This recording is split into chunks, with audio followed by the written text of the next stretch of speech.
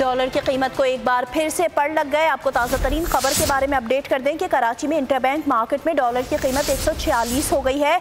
Interbank में dollar 4 रुपये 60 पैसे मजीद महंगा।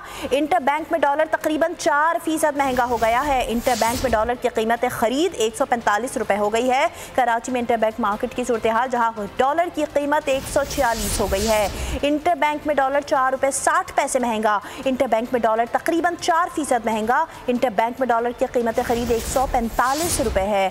आपको मार्केट की सूरत हाल के बारे में अपडेट कर दें। डॉलर के रेट कराची में इंटरबैंक में डॉलर की कीमत 146 हो गई। इंटरबैंक में डॉलर 4 रुपये 60 पैसे महंगा। इंटरबैंक में डॉलर की कीमत तकरीबन 4% महंगी हो चुकी है। इंटरबैंक में डॉलर की कीमत खरीद 145 रुपये है।